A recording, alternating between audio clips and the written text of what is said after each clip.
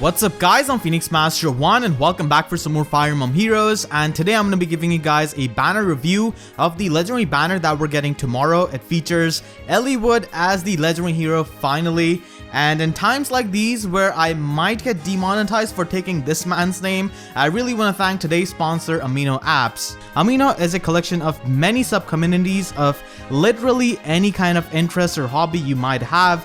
Fire Emblem Heroes Amino is a great friendly place to interact with other FEH players, share your art, share your builds, share your summoning results, and do many fun activities. And they have recently released a feature known as Amino Stories where you could make your own short videos. I myself have made a short story there, which you can check out by downloading Amino from the description and searching for my profile name.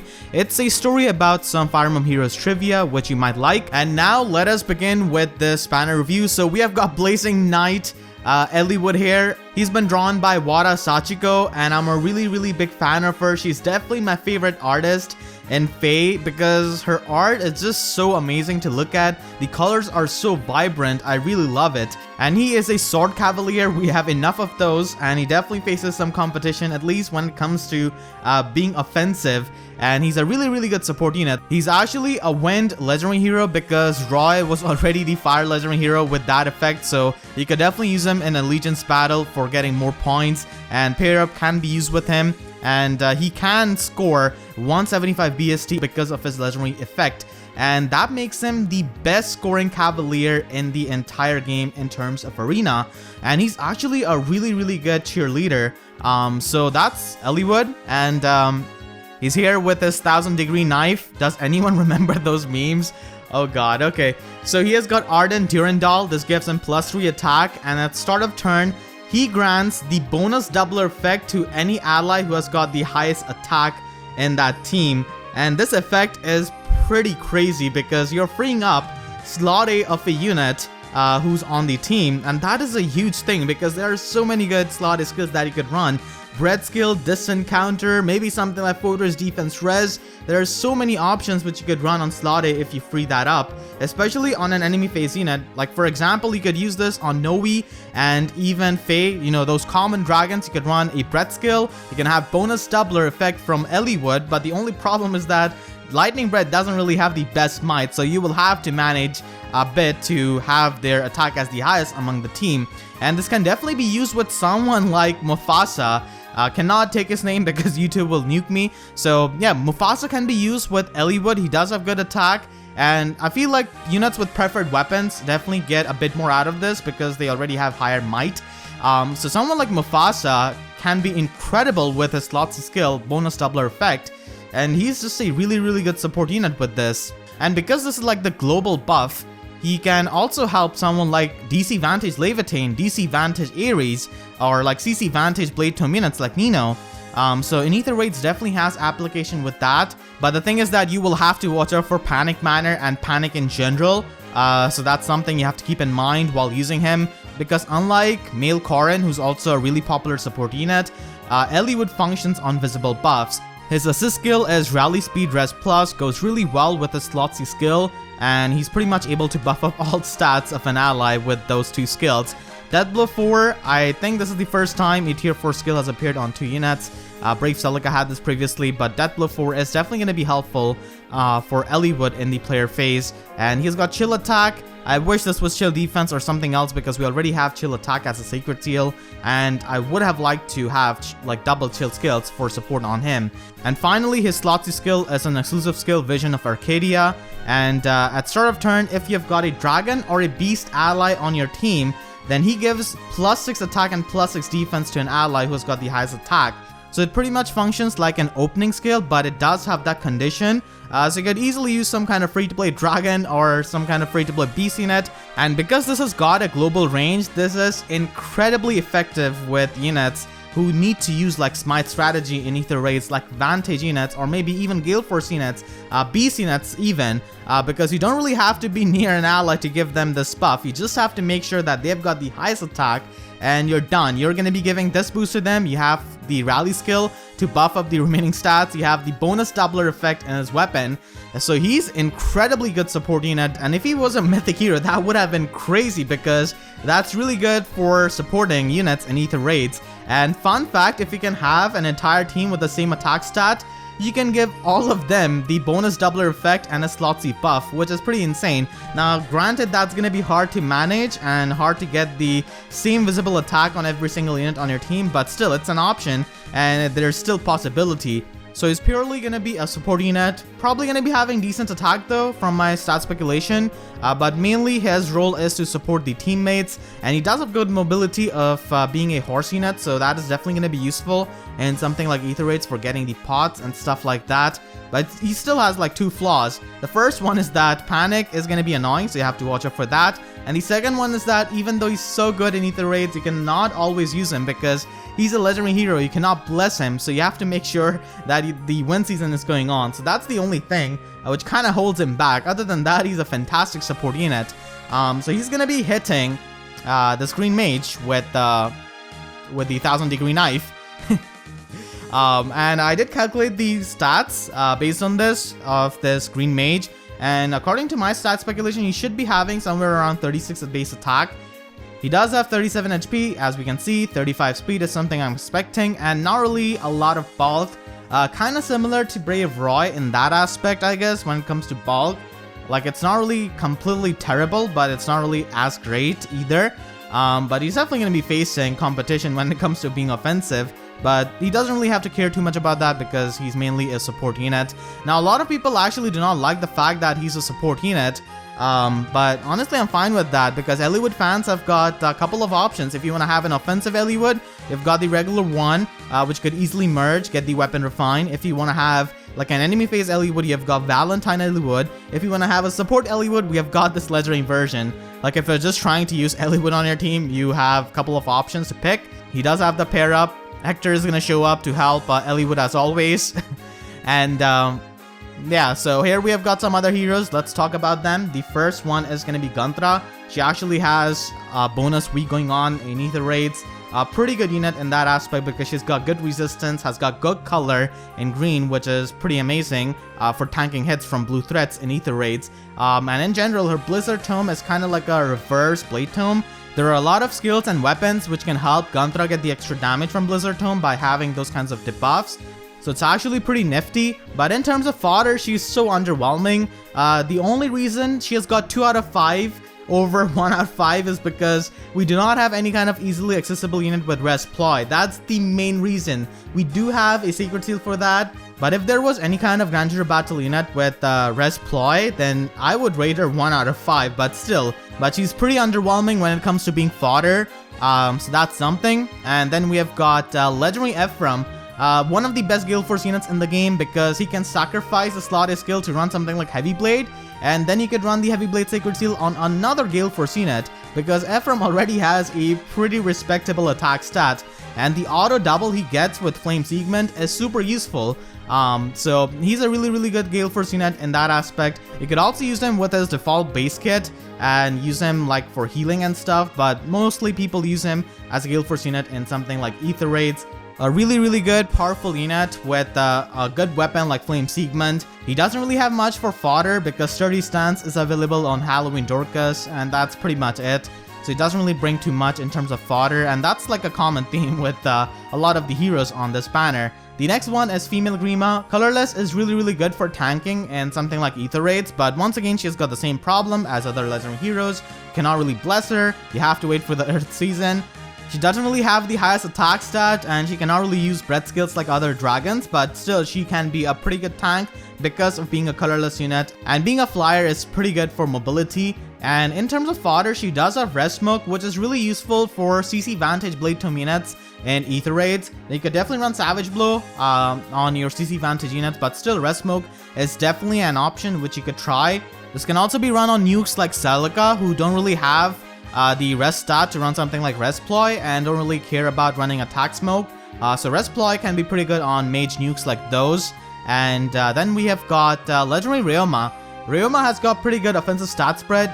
He is really fast, and he does come with Bushido, which is a pretty good skill for a flyer because flyers don't really have access to Wrath skill unless you count out Michaelis, Minerva, and Shanna with their weapon refines.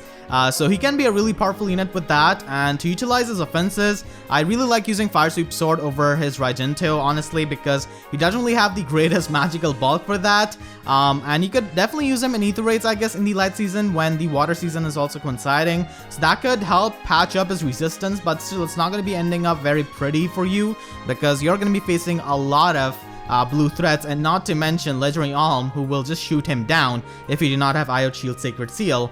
In terms of fodder, he does have guidance, which is more useful than the Kestrel Stance skill, but still, like, Kestrel Stance can be used with something like Darting Stance or Fierce Stance as a Sacred Seal. Overall, a pretty good offensive flyer, but not really a very good tank to fully utilize Raijinto, in my opinion. Legendary Lucina is a pretty good colored bow unit, and she also has Future Vision, which is a really good assist skill and can be annoying to face in Ether Raids, and you can also combine that with the Link skill, which is going to be really useful. We do have Mordecai and Valentine Titania with the Link skills, which you could easily use and fodder them to Lucina and make most out of for Future Vision, and she can also act as a support unit because of that Future Vision and a Link skill. And she can actually be made into a pretty annoying unit to face in Ether Raids, not only because of Future Vision, but also if you run something like Sturdy Impact or Mirror Impact on her slot A, then she is definitely really annoying. And overall, she's a pretty good unit. As for fodder, she's got Distant Guard, which is definitely useful in mixed teams. And it's not really all that useful if you have some kind of Emblem team, because you could just use that Emblem skill. But if you have a mixed team, then sure, Distant Guard is definitely going to be helping you. And something like Ether Raids, it could help you with a super tank if you're trying to use some kind of tanky dragon or any kind of like super tank in general. Veronica is one of the best, if not the best healer in the game. I guess Bridal Fiorm kind of gives her the competition now in terms of utility, but still, Helos Galv is really good on Veronica for simultaneously buffing up her units and also debuffing the foe. And because of being a healer, she can have that Razzle Dazzle combo, which is of course really annoying. And she is really useful for most of the in-game content. I mean, you guys have seen my free-to-play guide. She is absolutely amazing in Abyssal maps for clearing up chain challenges, can provide that healing, those debuffs. You know, she is pretty good with that. In terms of Ether Raids, she can be used on your defense team just to add a bit of annoyance. But honestly, I don't really find her that threatening in Ether Raids, because the main flaw of Veronica, I guess it's not even her own flaw, like it's the inherent flaw of being a healer, is that she doesn't have access to offensive specials. Because if I have a Micaiah in the light season with 2 airs and she's got 50 plus resistance, Veronica can attack my Micaiah to her heart's content and debuff her all she wants, because she's just gonna be doing the ting. At best, she's gonna be doing like 1 or 2 damage, and that's pretty much it. So in that aspect, she doesn't really pose as a big threat. Obviously, you could use Restore Plus and Miracle on your Ether Raids defense team, and in my opinion, that's the best way of using Veronica, with Restore Plus and Miracle, because at least in that way, at best, she's like annoying. Without that, she doesn't really pose as a very big threat. Definitely not a life-threatening unit compared to something like Legendary Alm. So I guess that's her inherent flaw of being a healer. And in terms of slot A skills, Attack to Beat Solo is her best slot A skill, but it's not very easy to get. So there as well, she doesn't have a lot of options, like in terms of budget. She is the most popular Choose Your Legends 2 unit, and if you don't really have her, then she's definitely worth picking in my opinion. Hrid is a really min-max unit. He doesn't really have a preferred weapon, but he can run something like Barrier Sword and also have Distant Counter and act as a really good tank. So he fills the niche of a tanky red flyer really well. The only thing is that it's really hard to get the preferred IVs you want on him, and also the merges, so that's kinda annoying. And in terms of fodder, he has got Hone Attack 4, which is a 300 SP slot C skill, and that is going to be required to reach the max score with a unit like Sheena or Gwendolyn, which a lot of people build for arena purpose. And Hone Attack 4 is of course really good for arena purpose, and also mainly for using Legendary Azura. Legendary Azura with her Prayer Wheel is really good with this skill, so if you get extra copy of Hrid, then Legendary Azura is always going to be a very good candidate for that. Hot Spring Sakura is like the second best flying healer in my opinion after Bridal Fiorm now, because Bridal Fiorm just has way too much utility, but still Sakura does have pretty good attack stat, is better in my opinion than Halloween Mia, and she also has really good fodder potential for a healer. Grand Scratcher Plus is such a good weapon to be used with something like Ares or any kind of Gale Force unit, Grand Scatter Plus's -1 special cooldown is extremely useful with units like those and in something like Ether Raids. So definitely pretty useful with that. Obviously has speed opening and Wrathful Staff as other skills which you can fodder off for. And also the high scoring special skill for healers if you want to use a healer in arena. So you will definitely need that.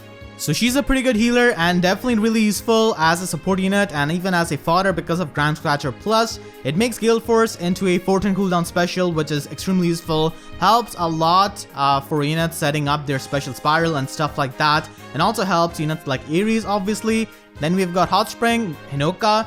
She's pretty much like a dagger copy of New Year's Fiarm. They both have really similar stat spread. And being a dagger unit, she does have a lot of options in terms of many daggers, and Splashy Bucket Plus is a really good dragon slaying weapon because it disables the adaptive damage the dragons have. Cloud Myogi is also alternative to this, and Cloud Myogi is more useful, I would say, in Ether Raids because of its hardy bearing effect. That can be really useful for breaking through something like Vantage Sweepers, which might attack your team. So both of these daggers have their applications, and she has the attack speed link skill, which is really good on a smite bot or even on someone like Legendary Lucina. Air Orders is also a skill which you can run if you're running a Flyremem team, good for mobility. Selkie can be pretty deceptive at first because of her attack stat, but honestly she does have higher potential than it seems because of her weapon. So it does check in the resistance of the foe and Selkie, the visible resistance that is, and that gives her extra stats which can go up to +8 depending on the difference between their resistance. So she can actually get pretty powerful, and not to mention she also has the in combat debuff, being a cavalry BC net. So those are the effects which can help Selkie be more powerful than what she appears to be. She does have pretty good resistance, so she can definitely be used as a tank with something like Distant Counter, but then you're not going to be getting the mini sturdy impact from her weapon in the enemy phase. Obviously she can be run as an offensive cavalier, and she can actually be fun to use because how unique her weapon is. Sabotage Attack is a pretty good support skill for arena cheerleading, so I do value that a lot, and even in something like Ether Raids it's going to be pretty useful, and even in in-game content, so I do value that Sabotage skill a lot. And the final unit we have on this banner is Yune in June. So she is a dark mythic hero, and defensive mythic heroes in my opinion have got slight bit of more value now that some of the maps in Ether Raids have got nerfed. And for the people who don't really want to spend a lot of resources into their defense team, they can definitely run like 2 defensive mythic heroes on their defense team and just reduce the lift that they will lose. Yune is a better defensive mythic hero than Duma because of having the mobility of a flyer, and Chaos Names does provide good utility in terms of debuff, but the problem is that she is going to be coinciding with the Light Season all the time, and Light Season gives you more resistance in terms of air, so it becomes a bit hard for her to trigger her Sabotage resistance and also Chaos Named. So that's another problem she's going to be facing, and the units she's going to be facing up against will be having their resistance increased by air, so she's not going to be able to hit as hard as she would like to. So that's another thing which might be annoying using Yune, but other than that she can be a pretty decent defensive mythic hero. Sabotage Resistance is a support skill which you could fodder off for, but it's a bit less universal than something like Sabotage Attack, mainly because that's a debuff which pretty much everyone would be able to use, but nonetheless it's still an option which you could fodder off for, and that's gonna be the legendary banner for this month that we're getting. In my opinion, this legendary banner is definitely a bit more passable than other legendary hero banners in the past, because mainly of the lineup of these heroes. Now Eliwood is definitely a pretty good support unit, but I wouldn't really say that he's a must-have unit unless you want to use him in Allegiance battle or just want to have him as a support unit or just a unit in general for arena bonus, I guess. So that's that. A lot of these units are pretty decent. They are not super impressive, but they're just decent, and the fodder potential isn't really all that high compared to some of the previous legendary banners. If this banner had Mufasa over Brave Veronica, then maybe it would attract a bit more attention from other people because he's a very coveted unit, and I know a lot of people have been waiting for his rerun. But in general, this is a bit more passable banner.